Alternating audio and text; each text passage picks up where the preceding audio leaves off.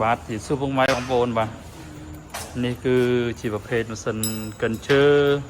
ឬក៏ម៉ៃឈើណាសម្រាប់ពុកម៉ែបងប្អូនដែលមានជាការដូងដែលវិធីដូងយើងអត់ដឹងយកទៅណានេះម៉ាស៊ីនយើងគឺអាចកិនទៅឲ្យម៉ត់ដើម្បីធ្វើជីណាហ្នឹងហើយដើម្បីយើងធ្វើជីអានេះគឺ D22 នឹងចូលមួយម៉ាស៊ីនយ៉ាងដង35សេស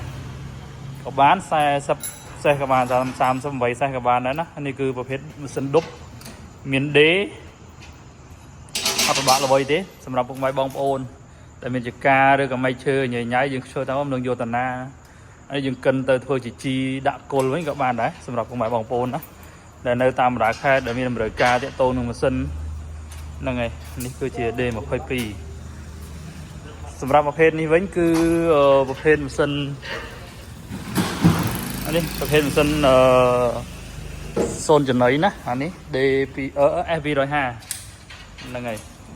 នេះពុកម៉ែបងប្អូនទៅ0 G ក៏បានដែរ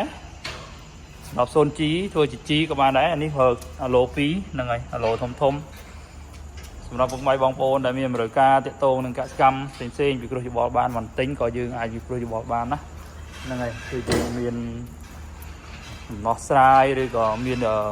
ពិគ្រោះយោបល់ជូនពុកម៉ែបងប្អូន25ហិតក្រុងហើយទាក់ទងនឹងកសិកម្មផ្សេងគឺយើងមានចំណេះជំនាញយើងបានរៀនហ្នឹងហើយយើងមានបទពិសោធន៍ក្នុងការជួសជុលឬក៏ពិគ្រោះយោបល់ណាសម្រាប់គ្រប់ប្រភេទម៉ាស៊ីនបើសម្រាប់ប្រភេទម៉ាស៊ីននេះវិញគឺជាគោកឡុកណាគោកឡុកនេះ75សេសឬ75គីឡូ100គីឡូអានេះក៏ដូចគ្នាដែរគោកឡុកមានពីរប្រភេទណាមួយទៀតប្រើពងនេះគឺប្រើពងដោយសារយើងកឡុកវាគឺវាមានប្រើពងធំពួកហ្នឹងប្រើពងឲ្យប្រើជាប់មួយម៉ូទ័រពាន់នោះយើងប្រើម៉ូទ័រ direct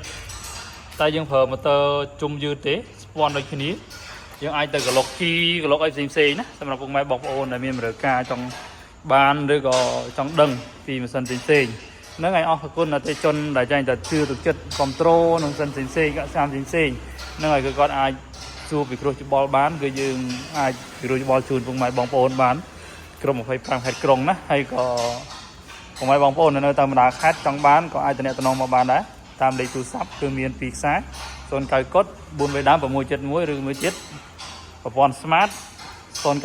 8982 686យើងអាចវិគ្រោះយោបល់បានក្រុម25ខេត្តក្រុងណាសម្រាប់ពុកម៉ែបងប្អូននៅទៅតាមបណ្ដាខេត្តចង់បានអាចទំនាក់ទំនងបានហើយពុកម៉ែបងប្អូននៅក្នុង Channel YouTube ជួយ Subscribe ហើយនិង Facebook Page នឹងឲ្យជួយ Share ហើយជួយ Like ដើម្បីឲ្យអតិថិជនដែលគាត់ចង់ប្រើប្រាស់នឹងម៉ាស៊ីនផ្សេងហ្នឹងណាហើយគាត់បានដឹងហ្នឹងហើយអរគុណពុកម៉ែបងប្អូនដែលទៅគ្រប់គ្រងដោយសារមិនបានធ្វើវីដេអូយូរដែរហើយ